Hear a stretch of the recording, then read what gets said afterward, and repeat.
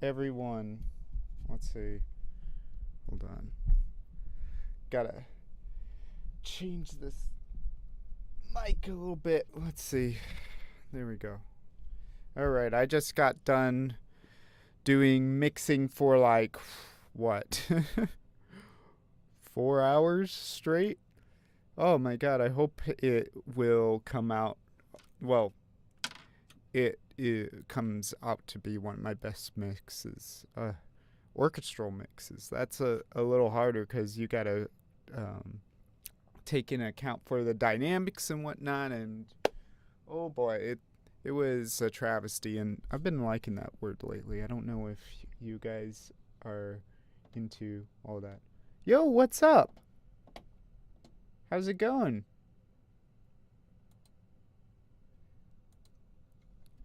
So, I'm a little tired today.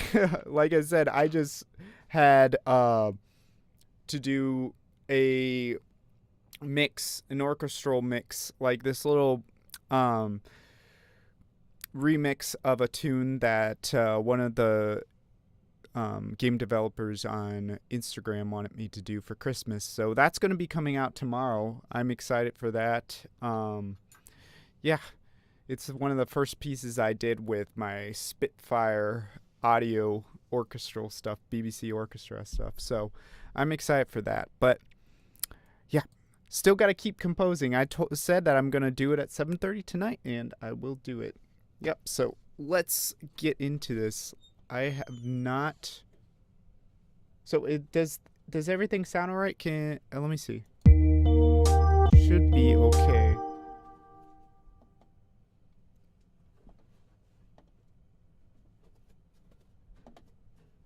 Cool. Oh, you're composing while I'm also composing. That's cool. Dual composing. All right. So the levels should be okay. I just kind of hurried into all of this really quick. So, all right. So why don't we take a listen? Well, let me ask. What are you composing right now? What's Cool.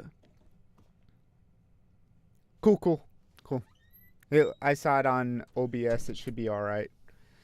So what's you composing right now? There's probably a little bit of a delay here, so I'm just gonna keep going.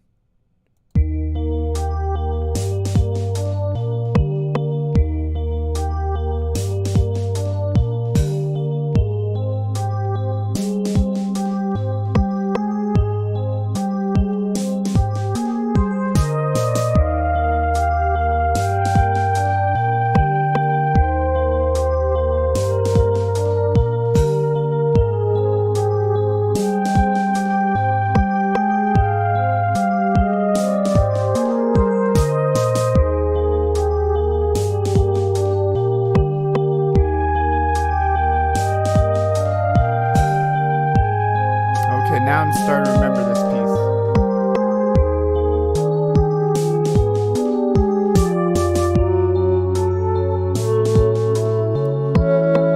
Okay. Yeah, that's what I did for tomorrow. It should be coming out. You probably know the Cactus guy, East Coast Games. So we're doing a collab together. It should come out tomorrow sometime.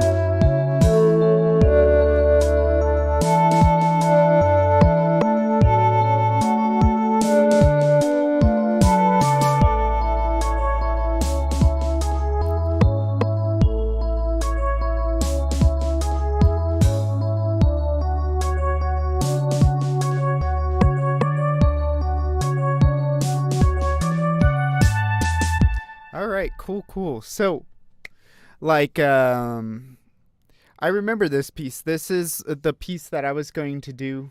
Yeah, I am excited too.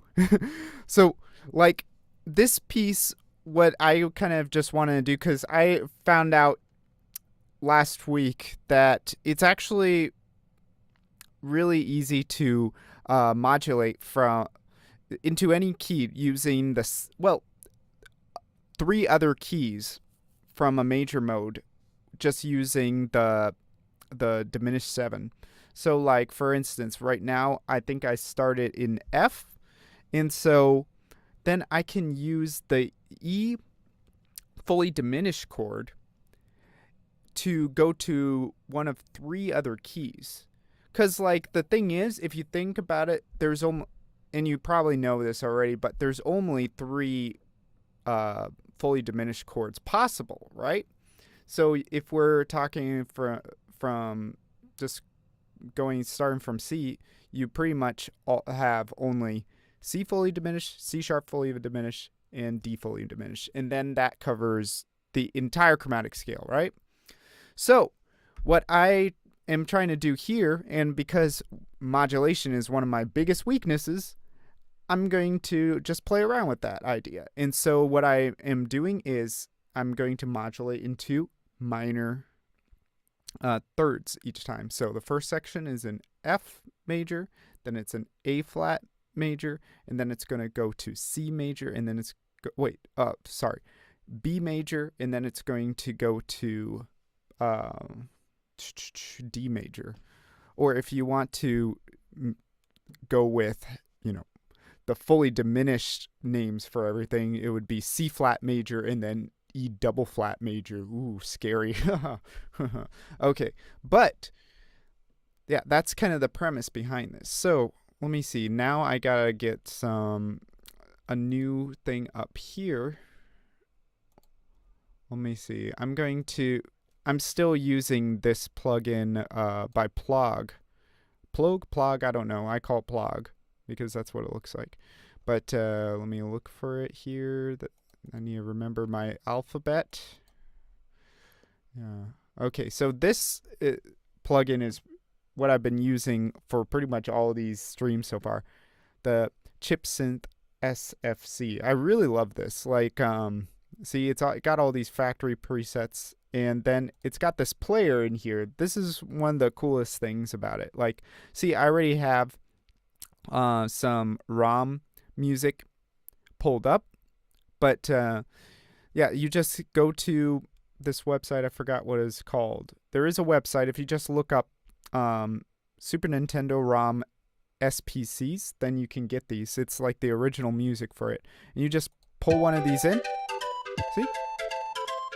And then you can, while it's playing, you can solo. You can solo one of the tracks. Kind of hear what it is. And then if you like something, you can press this, grab, and then you come over to the sample thing. It's already here. See? So turn this off, come over here, and I just grabbed, I think it was the... Oh, but I have everything else. See? Now I got that pan flute thing. Yeah, isn't it cool? So, like, I was really excited when I saw this on sale for the Black Friday sales and whatnot. So this was one of those things that I originally was going to splooge all my money on, what is it? Like Isotope Suite. Isotope Ozone 9, that's it. It was actually the Suite 4 package, which cost me $400. And then I got BBC Orchestra from Spitfire. That cost me $229, I think, because I got a crossover with the free version of it. And then I also got Sound Toys, and then some other stuff too, because I saw it on sale through Reddit, and I was like, I need to buy this now. Yeah, but it does come in handy.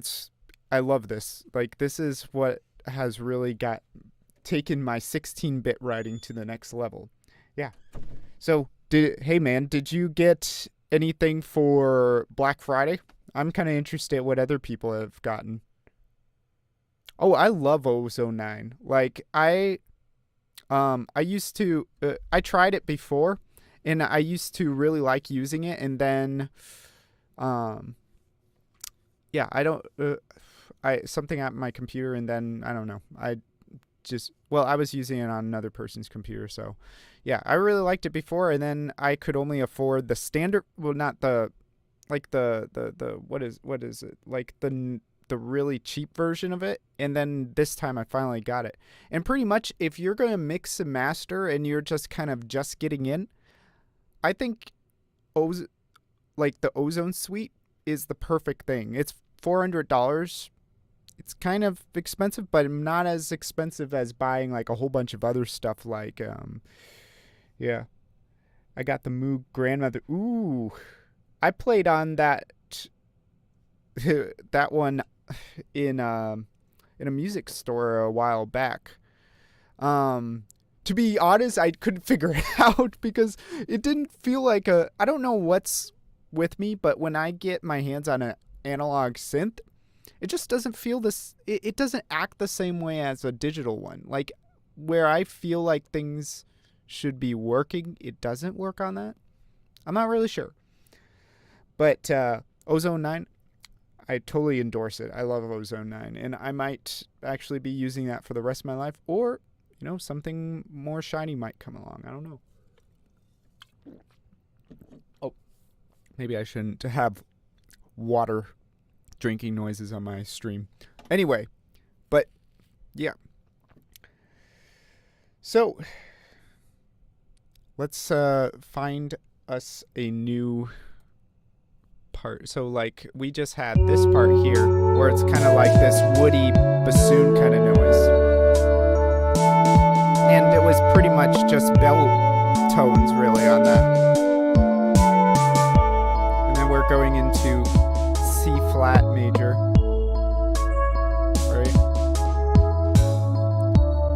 Right? I'm feeling... Do you got any suggestions? I'm feeling another like kind of angelical pad kind of thing. Maybe like harmonics? Let's see if there's that. Well, it would have been cool to maybe get the lab's guitar lab. They got a new thing where it's like guitar harmonics, but I need to keep it to, well, maybe they have guitar harmonics in here, right? That's always been one of the standard shitty MIDI settings, right? If you go on any old like 90s keyboard or early 2000s keyboard that you buy for your 8-year-old son that said wanted to learn piano, like yeah, there should be a guitar harmonics one, right? Let's see, SFX, ball drop, creaking. Okay, these are kind of cool for sound design, but not for making music probably. Well, let's hear what these sound like actually.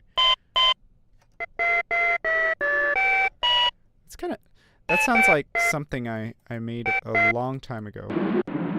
Like I remember I sampled like a train going through a valley in Switzerland, and I put that in one of my songs in like 3 years ago, and it sounded pretty rad. It kind of sounds like this. So, but I don't think, maybe if I put up the attack on that, maybe let it like fade in and out. Let's see. I don't know, that's kind of weird. Let's see what else we got. I mean, like I said, these are pretty rad for... It's coming in a bit loud. Yeah. Let's see. I can turn it down just a tad. Like my... Is that a little better? If it comes in too loud, just tell me. Is it... It might be the combination of my mic and the Reaper audio, actually. Let's see. Well, that is demon voices, I guess. Let's see, what else we got? Cloud. That's too much. Well, actually, this one sounds kind of nice. I might... This sounds like, Dire Docks, actually. Let's see, what else we got? Old organ. Well, that does sound like an old organ. I like the rotary one a little more. I like how it shows the... Alright, cool. Cool. It's good now. I like how it shows the waveforms here. See? I don't know what's going on there. It's probably layering 2 or 3 waveforms at the same time. Oh yeah, doesn't that look cool? It kind of looks like an 80s like spaceship like shooter arcade cabinet landscape, doesn't it? Let's see, piano strings. Well, that's way too rad for me right now. Who kicked the piano? I don't know. Let's see. Of course, I'm kind of thinking Dire Dire Docks, but did I get something in the beginning that sounded similar? Yeah, I think I had Dire Dire Docks in the beginning. Let's see, choir. Synth voices. A little too much. Nah. Dang, cool. Ah. Well, these are great names for things. Let's see, bells. It's kind of nice.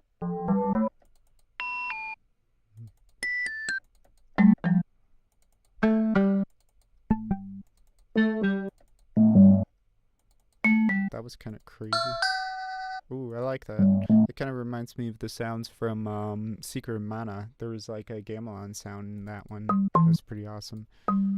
That's actually the gamelan sound from Secret of Mana is actually one of my favorite 16-bit sounds, and I use that in a lot of my pieces. Ooh.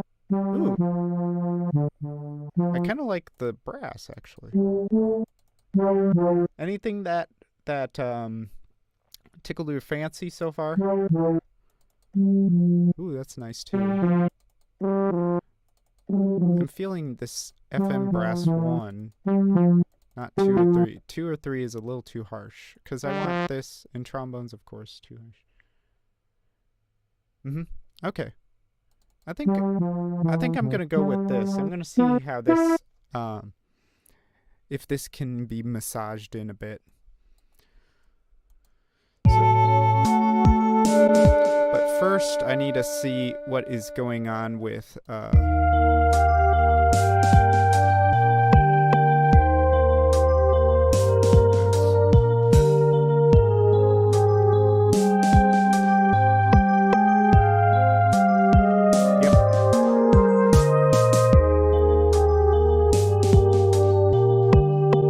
like I got all these cliffs kind of here, and then we got like little sparkles here, see? So maybe I might go with that. Like this one looks kind of look like a happy Buddha face that's kind of like and I need to see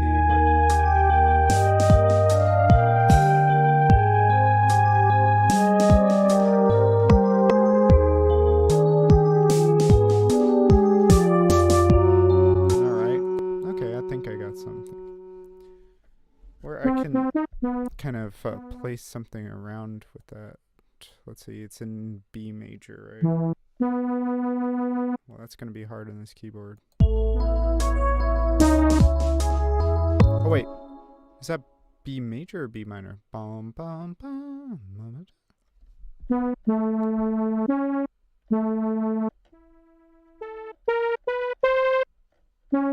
Wait, that's A major. What did... I thought this was an F in the beginning. Hold on. Gotta do some troubleshooting really quick. Okay, E. Oh, yeah, I remember. I originally wanted to do this in F, but then I was like, I write an F all the time. I wrote an F before. I'm gonna do it in something stranger. E flat, you know? So, yeah, that makes sense then. So it should be E flat to G flat to B double flat, which would be A. So we're playing an A here. Okay, so let me play around in that key really quick.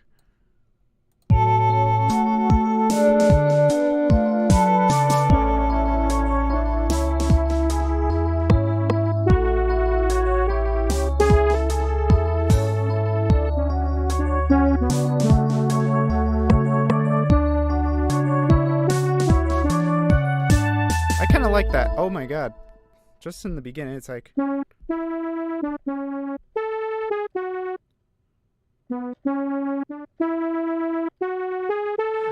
I was thinking what is it?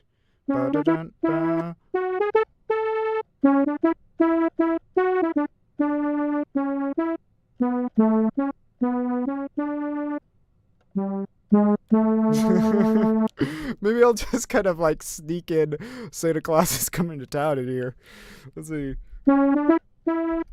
So.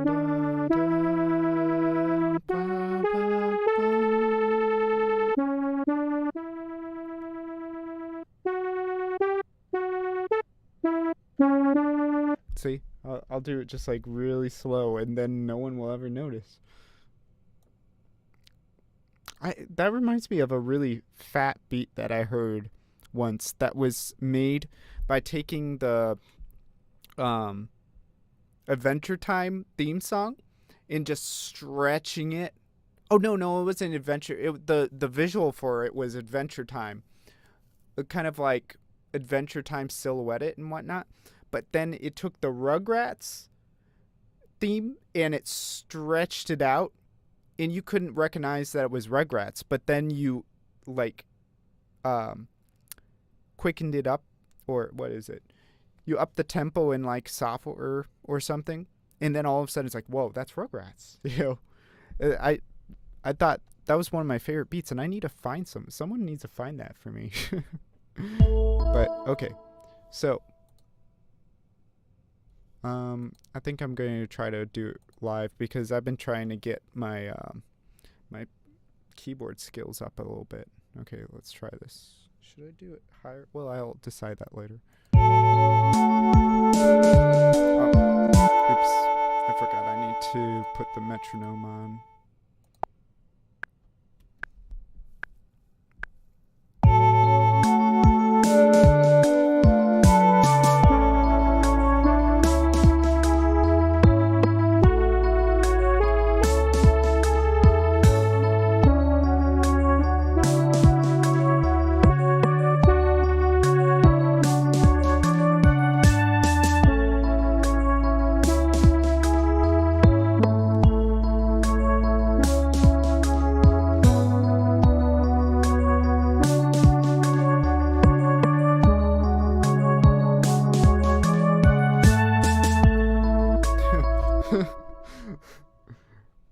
Okay. I kind of cut it up a little bit, but let's see what happens. I'm going to take away this one. Alright, bit. Take it. Makes me do it twice. Okay. Oh, no. Okay, here we go. Try it now. Okay. It's not going to work. Yeah, whatever. Do whatever. Okay. Yep, I need to quantize that to the 8th note. That should be fine. Let's see. Let's play that back and see how it sounds.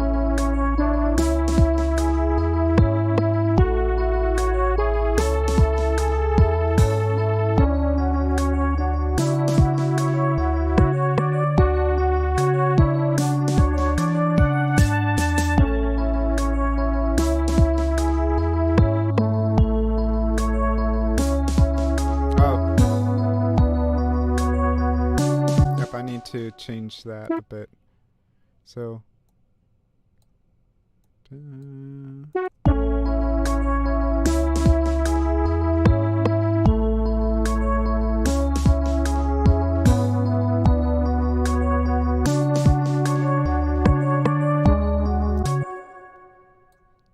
we go. Someone will recognize this. It's just so written out, you know.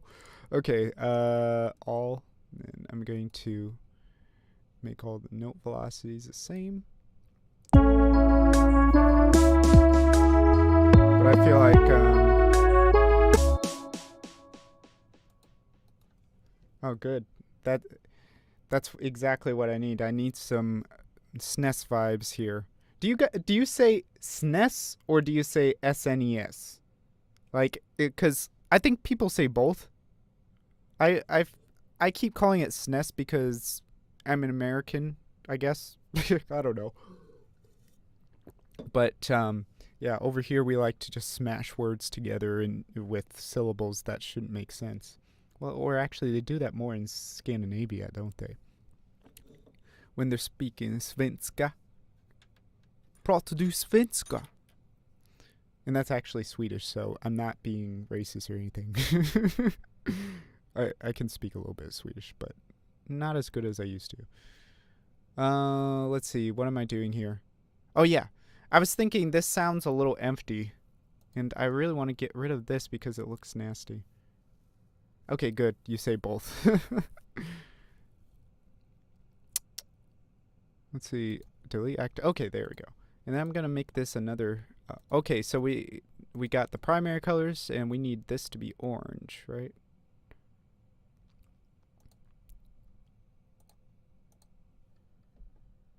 Let's see.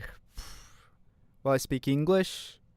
Oh, well, the question is, how many languages do you speak? I should be reading these questions out, because there's people that can't see my stream here.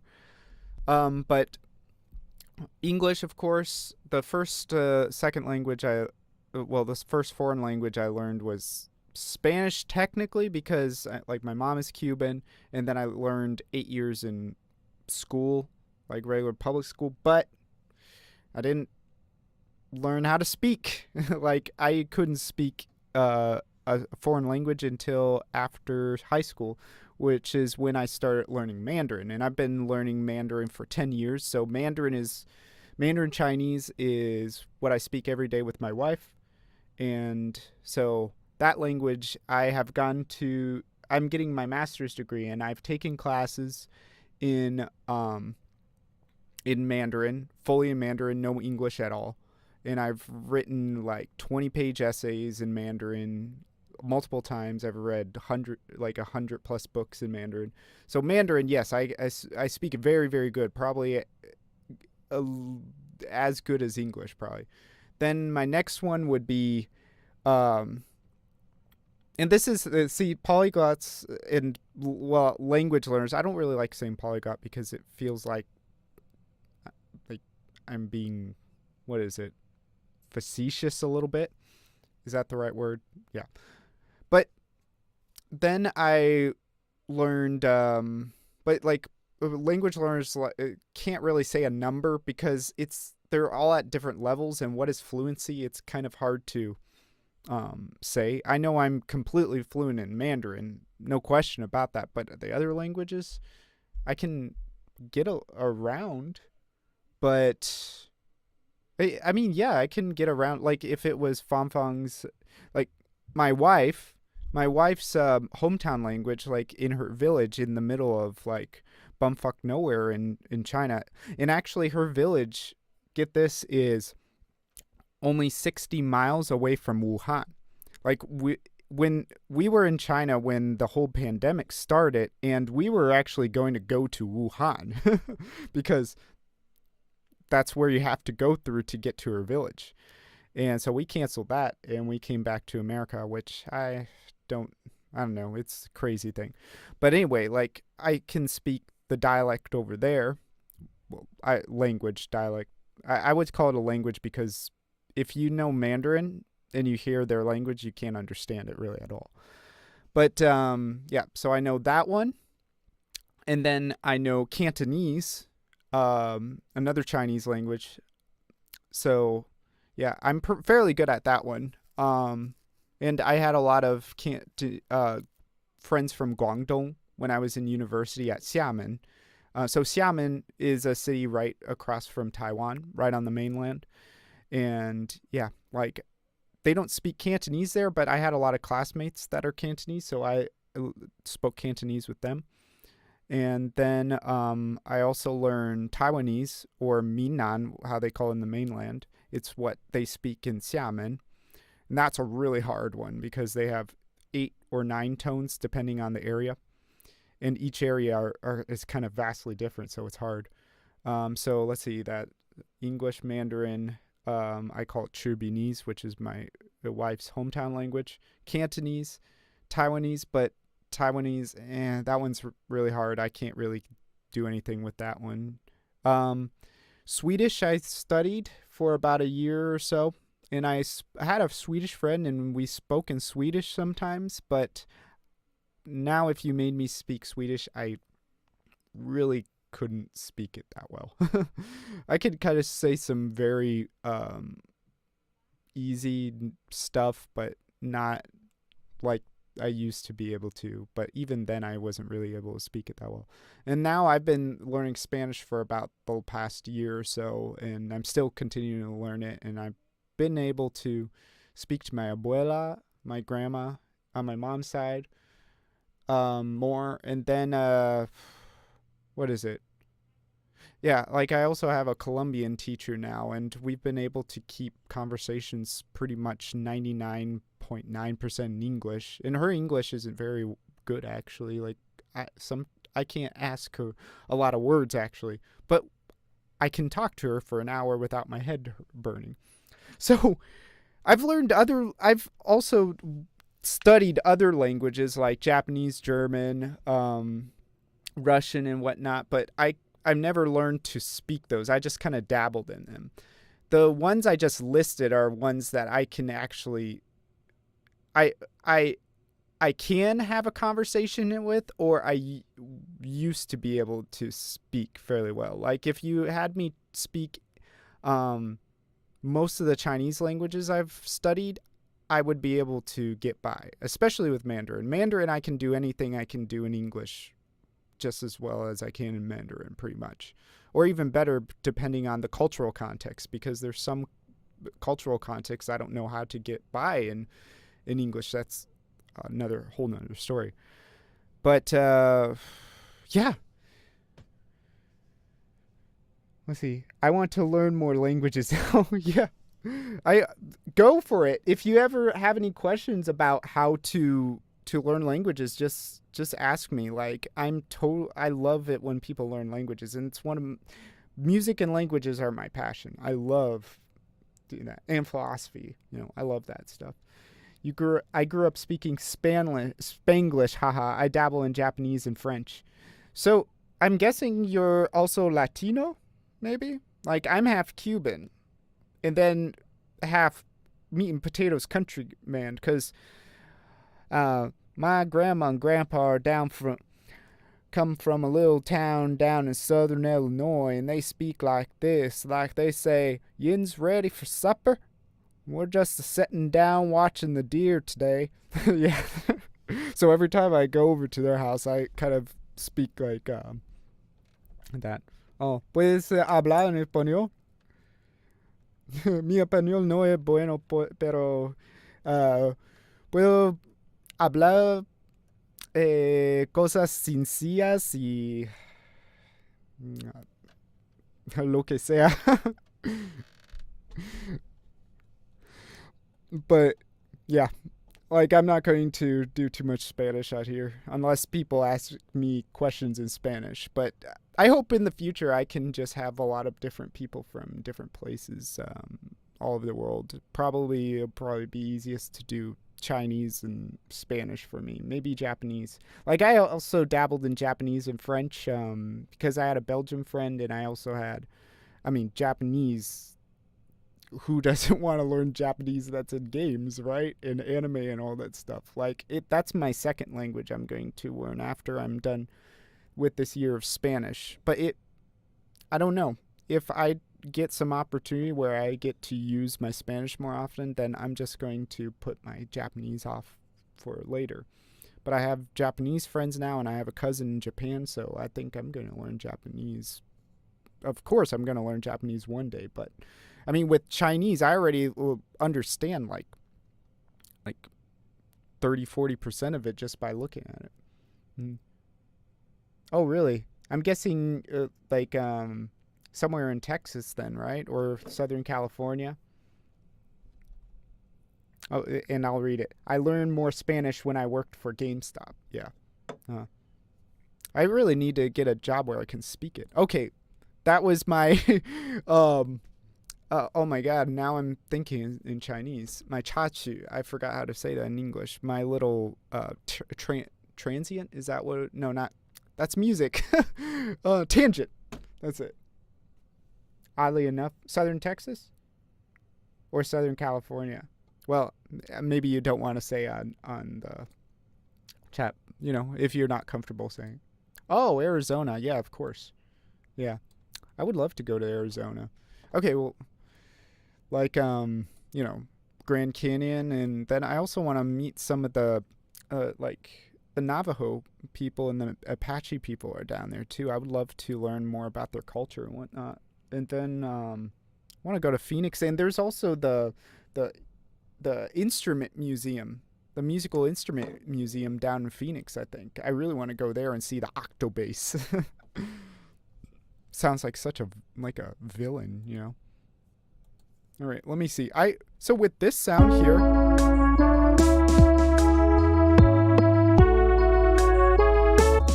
I feel like I need to put some sort of effect on it. Like I don't want to just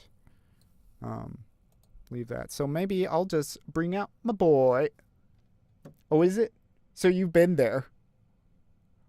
Like I really want to go there cuz especially when I was in high school, I was just a complete nerd for weird instruments. So I saw that and like the next day I was like, "Guys, we need to carpool down to Arizona like after we're done with our like that can be our senior trip. We just get some money together, you 400, me 400, and then we just like go down to Arizona and camp along the way, you know."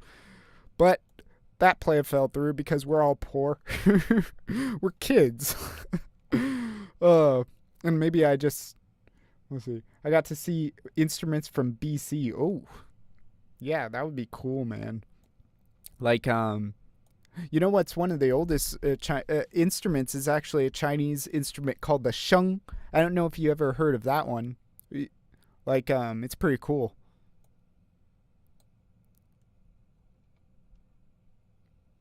Yeah, like, but what kind of instruments did you see there? Like, I'm getting distracted from it, like, talking with you, man. But okay, maybe because I'm a little tired now, I just want to. I've been tired of, you know, mixing for the past like 4 or 5 hours. Yeah, I want to use some. Oh, here. It's spelled Sheng. Sheng. Mm-hmm. And see, in Chinese, it's pronounced with like a high tone, like it's almost sung, like sheng, like that. So it wouldn't be sheng or sheng or sheng. It's sheng. Mm-hmm. But yeah, it's that instrument. I think is from like 2500 BC, and what it is, it's a mouth organ, like kind of like a harmonica, but it's like a whole bunch of little pipes, like stuck together on this little cup thing, and it has a mouthpiece coming out, and it has holes on the sides of the pipes, and you hold it like it's kind of unwieldy to hold, but you hold it and you play it, and it's got this really nice like harmonious sound, and it can also get this, it can play like 2 melodies at once. So oh yeah, good. Like it's probably my favorite instrument. Like I would love to learn how to play it. Well, there's the guqin as well. The Chinese zither, that one's also pretty cool. But yeah, the sheng, I love the sound of the sheng. It's hard to utilize in compositions. Yeah. That I want to go around the world and just learn a whole bunch of different instruments. Like I need to just like take a melodica and maybe like a plastic trombone with me and just wander out into the world. Like when I was in China and Thailand, I just had a melodica and I would just listen. I would just hear someone playing music somewhere, and I'll be like, and I just wander in and be like, "Hey, can I play with you?" And they'd be like, "Sure." I remember when I did that in Thailand, the guys were just like, it was just like 2 shirtless guys in like like a half abandoned gas station. And I was just like, "Hey, I heard music." It's like, and then like in my broken Thai, I studied Thai too, but like, and I tried to communicate with them, but like he spoke English at least though. But yeah, that was a fun time too. I want to do more of that around the world. You know, just go around and play music with people. Probably be cool in Africa too. Let's see. Okay, so sound toys. I've been just enjoying sound toys too much. Like it's a must buy. Yeah, exactly. Every composer needs a wander journey. You know. Yeah. Have you ever been to other countries, man? Let's see. All right, I'm going to bring out Echo Boy.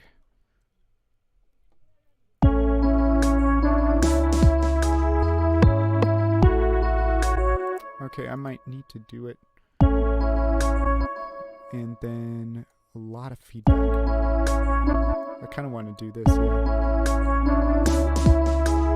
And then, ooh, yeah, that's going to sound cool. And then, let's see. Just like really like fat. But you're not, I can't really hear it with.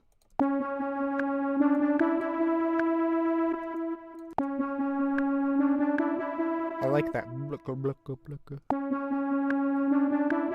I'm going to turn off this for now.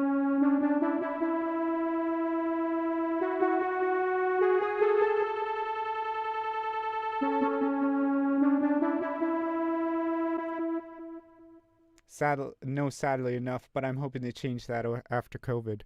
Man. Oh, I've never wanted to travel so much while being in quarantine, you know, like this whole year.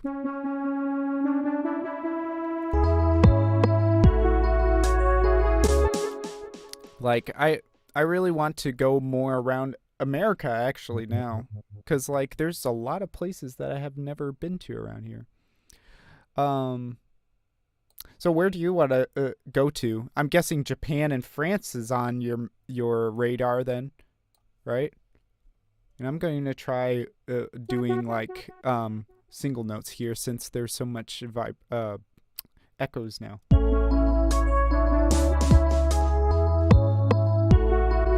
Oh, so you don't want to go abroad then? And I don't think I like those single taps. Maybe if I did them a little longer. Let's see. Nah. I feel like them. Let's see. Maybe if I put it in the mix a little. Well, that's the problem though. Oh yeah, what if I did that? No, that's too much.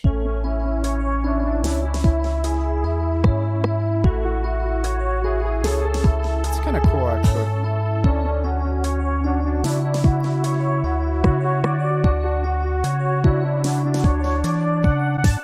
More feedback. Nah, too much feedback.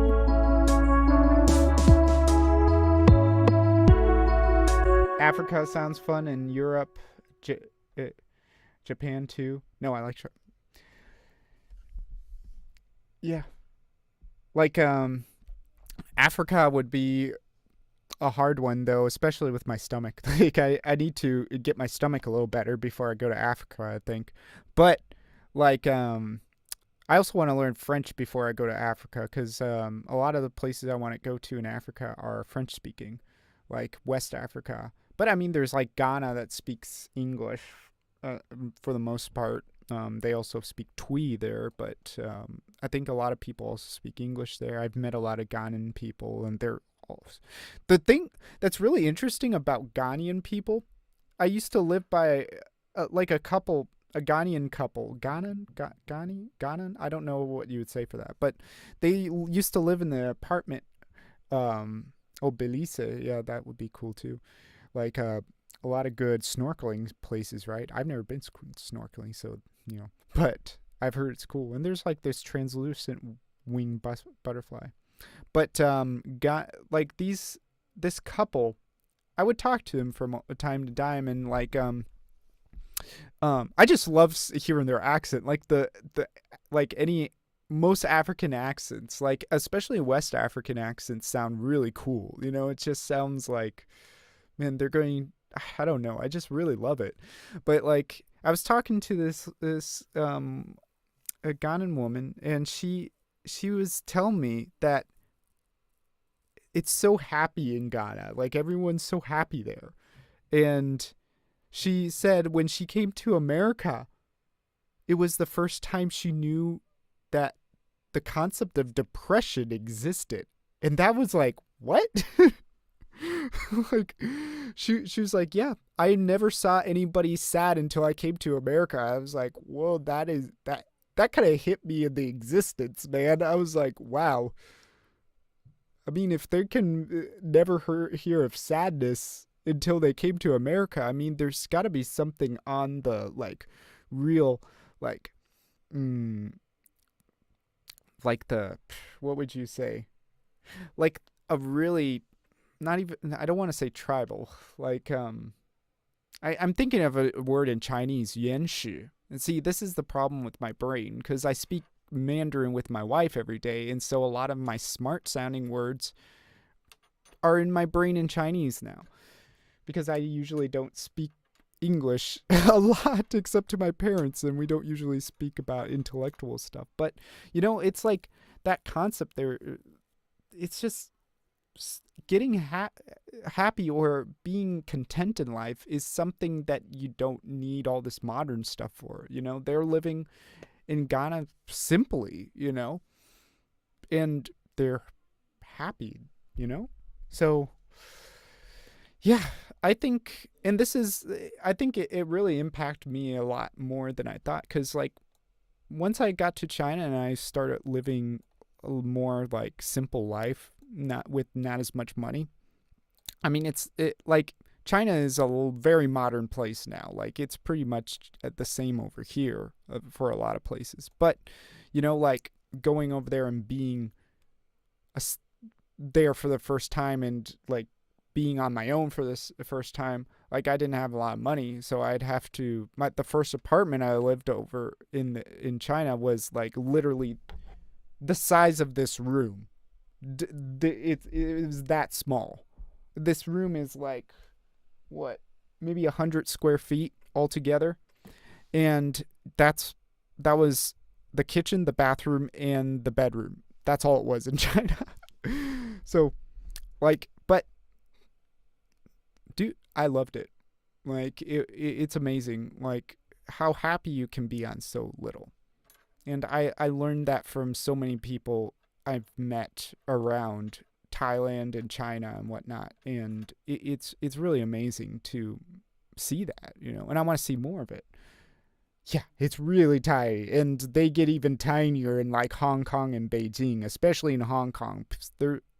Or even in Beijing, I've heard that some people live in apartments the size of a porta potty, pretty much. Like, if you took a porta potty and you flipped it down, which you don't want to do, that's like the size of the apartments that I've heard before over in Beijing, at least. I think in Hong Kong as well. It's crazy. But let's get back to this. I keep talking about, because I was telling a whole bunch of stories to another friend of mine today, and I just feel like telling stories today for some reason. Anyway, I do like the warble on this.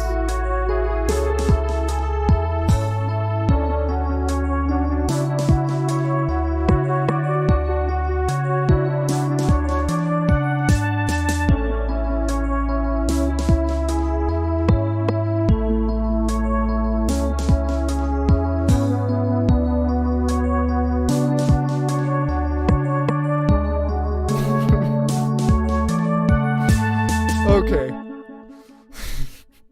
Santa Claus is coming to town, boys. Okay, let's see. Alright, why don't we just go into the next section then? It's getting a little hot in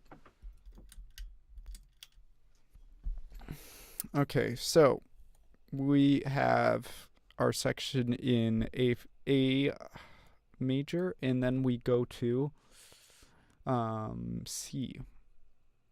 Or if you want to say D double flat. Okay, so D double flat. Well, this is the drums, so we're just gonna take those over. I really should do some more stuff with this, like, but to be honest, today I'm kind of like zoned out, so I'm going to just copy and paste, and maybe in post I'll do some other stuff here. But right now I'm just going to, let's see, this is an A. I'm gonna just pull that bad boy right up there, and then there you go. You got your C major. Oh man, I feel so bad for doing that. Seriously. Um, I don't know. Do you ever feel like you're cheating if you're using loops? Like I feel like it's really hard for me to make hip hop because of that feeling. And I think like I've had this concept in my mind for a long time about the difference between a music producer, a songwriter, and a composer. A composer is pretty much someone that just writes for um like traditional instruments and then thinks he or she is better than the rest of other people. You know, that's what it kind of feels like to me sometimes. But then a songwriter is usually, I mean, I don't know. It's kind of like, it's just like someone that writes good music, but keeps it to a certain form, and then other people shit on them for it. I don't know. Like it seems like a lot of people don't respect songwriters, at least in the circles that I've been around.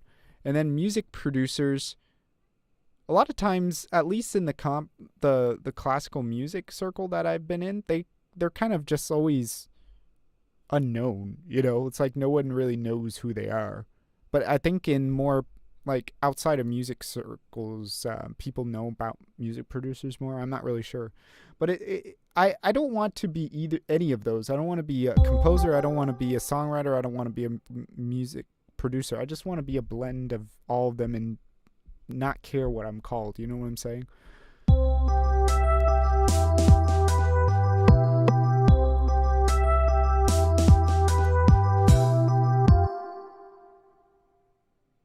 Yeah, that's such a broad area from to me, and loops can or be as complex as you make them. Yeah.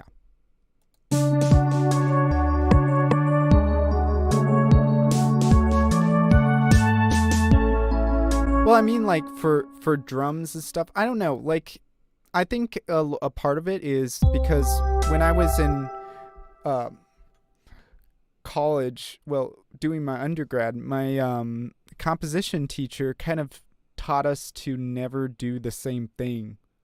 Like, don't do the same thing over and over again. And that's pretty much what like songwriting and music production does a lot. It's like they kind of like utilize copy and paste mindset a little more. But what I kind of learned in college for composition is like never do the same thing twice almost, you know? Always tweak it in some way, you know?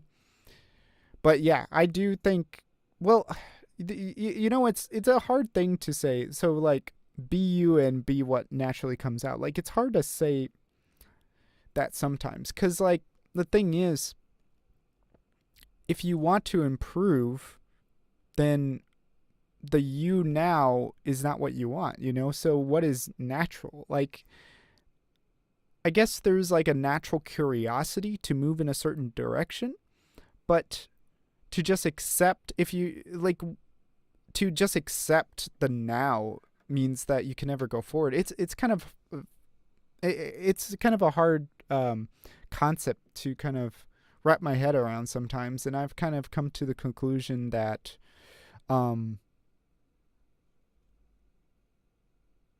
that I should just be patient with myself and just keep going forward and just kind of like bulldoze forward kind of.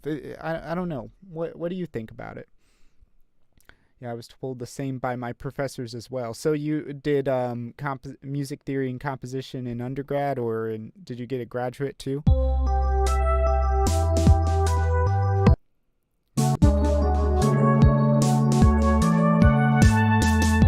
Oh yeah, I need to do because over here I need to change this to, let me see, did it change it to the next chord? No, it didn't. So like I need, so this is D. Let me see what's going on here. So it should be A. So this is going to D. So it's a It's a D7. Okay, D7, and then, yeah, it's going 4-1. And so then here I want to go 1 and then 7. So let's do that. I think that's what the other ones did. Let me see. Yeah, but it was, so, like this.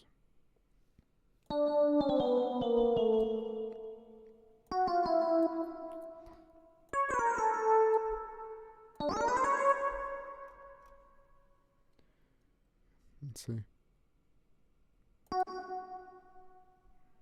Let's see. And then so I need to do that.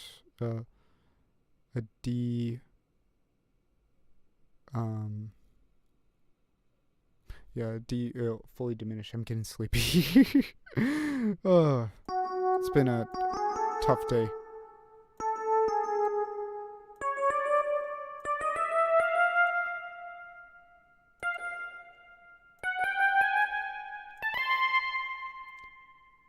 Is it yep, there we go.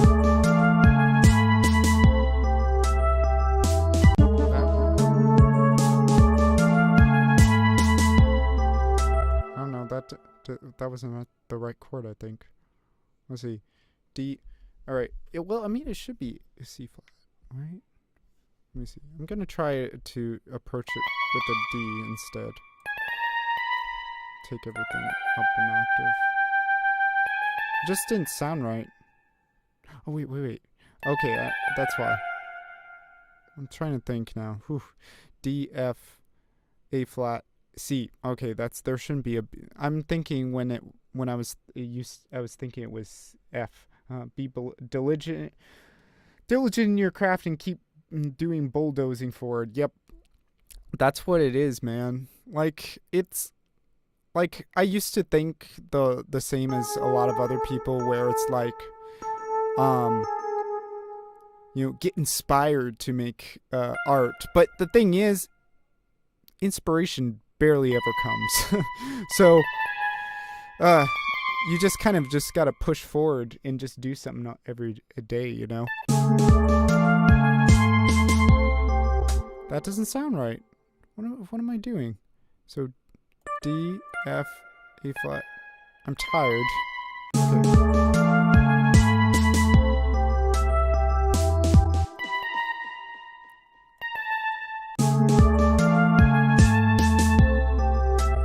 That doesn't sound right.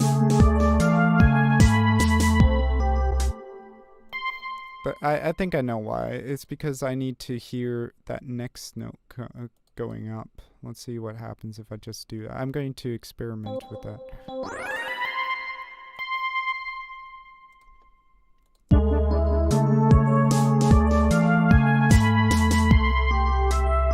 There we go. So it's just that there was no... The leading tone was going up, and I want to go to C, but it just didn't come out. Yeah, ooh, that gave me a brain fart right there. Okay, I have a BS in music production and interned at various music studios. Oh, that's cool. Like, I've been thinking about doing something like that after COVID is all eradicated and whatnot. But I'm not really sure what I'm going to do with music after I get out, because I was in China before all this, and all my entire life was just uprooted all of a sudden. And now we're getting a green card for my wife here, and it's like, okay, well, now we gotta live here. So I need to figure out where I can get a decent paying job once I get out here.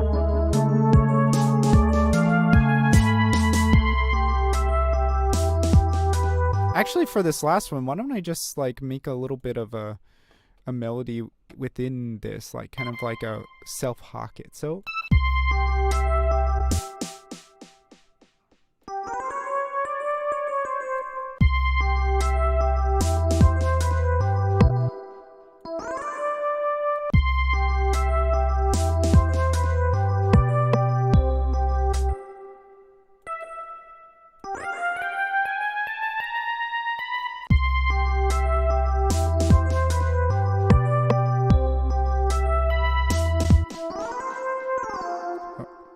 do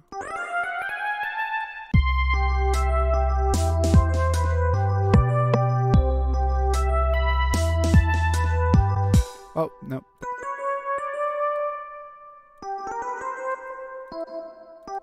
So I'm gonna just like play around with this.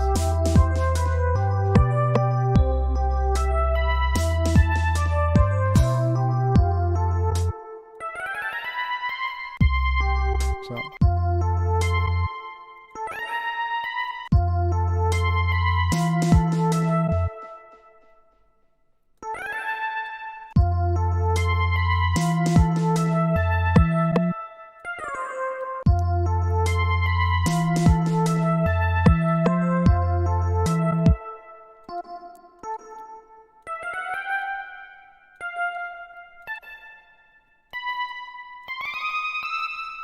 There we go.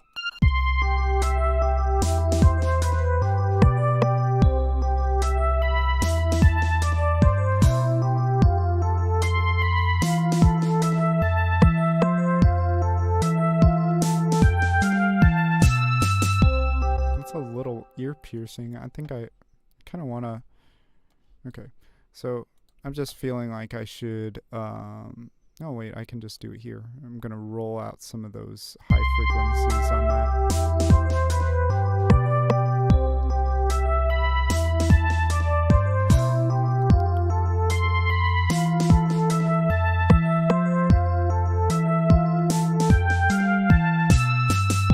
That's a little better.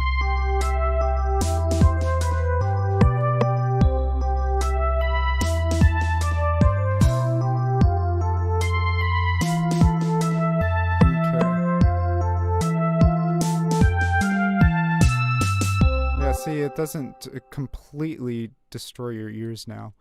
I'm gonna go to that measure there. I mean, of course, this is something I usually do in post anyway, so I'll do that a little later. But I'm thinking if I just superimpose something else over it, maybe I'll do something with this. Here, I'll just copy and paste here.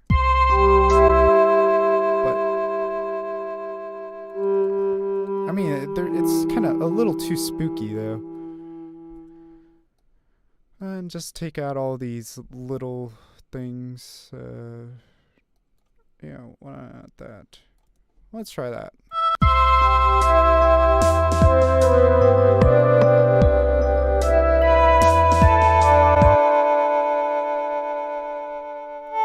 Okay, I need to... There's too many notes. How about that?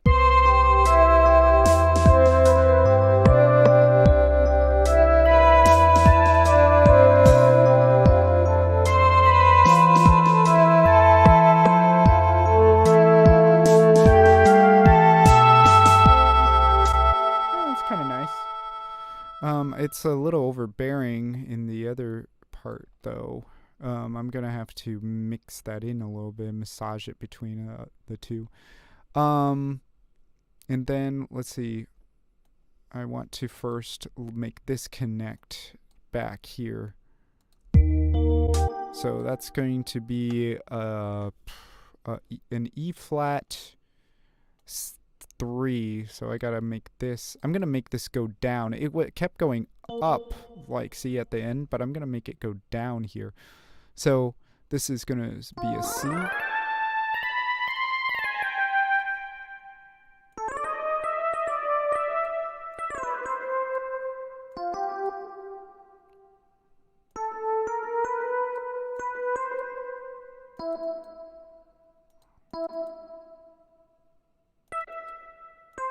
And this crazy chord again.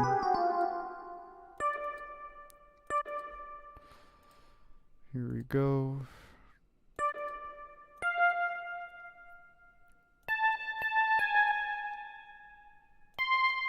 Oh, wait, no, I wanted to go down. Okay.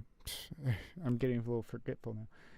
That part has a nice, mysterious, melancholy vibe. Yep, that's exactly what I want to get here. Actually, you know, to be honest, like, part of the impetus for this piece, like, I called it, because, like, the last time that I did this stream, I couldn't open my Kirby Dreamland 3 rescore that I was going to do. and because Sound Toys did something weird. So I just decided to make something off the fly, and I was like, I'm going to make a subterranean ocean. Okay. But then once I start making it, I was like, this kind of reminds me of that one Donkey Kong Country piece that's so famous, Aqueous something, and I was like, maybe I'll try and make a piece kind of like that. So I've been having that in the back of my mind, but at the same time, today I'm kind of like out of it, so I don't really want to be super creative. I just want to copy and paste a lot of stuff, but that's one process. So anyway, so I'm going to make this go down here. Oh, I want to go that. And I gotta bring it all the way down.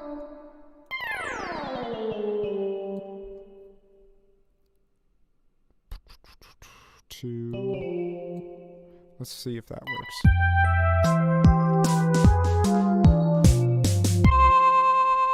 Alright, up. I need to drag this over here. Hey, I'm just wondering, dude, what DAW do you use? Or DAW? One of those. I feel like saying it in one of those ways is gonna make people laugh at me.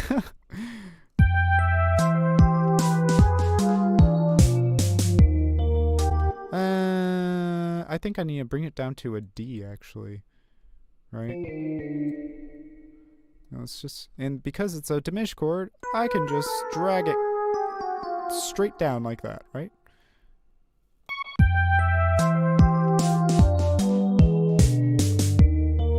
Okay. It's a little too dramatic. I'll probably have to change it a bit. What if I started... If I did this...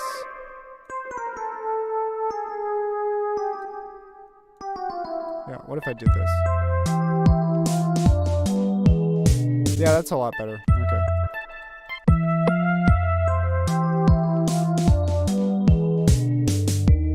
Oh, that's so much better. Oh my god, that's such a great transition. Okay.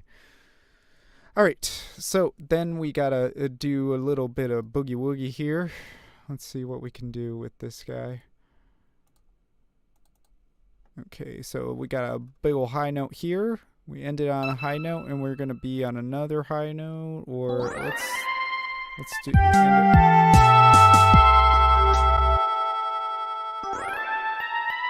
Okay, I like that.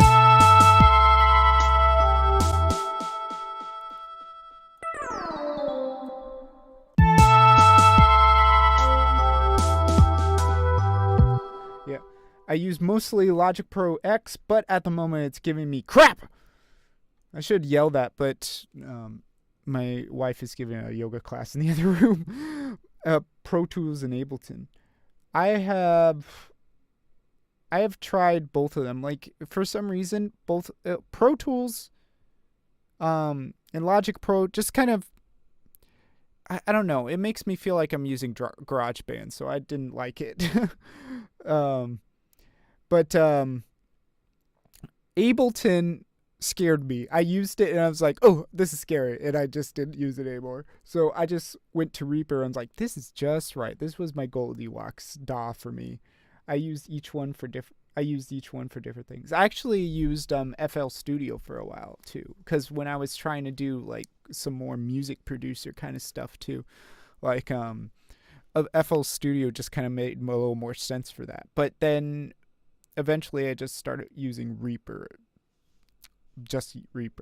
And now I just use Reaper because I really like Reaper a lot. Like so the question was, how do you like Reaper? ?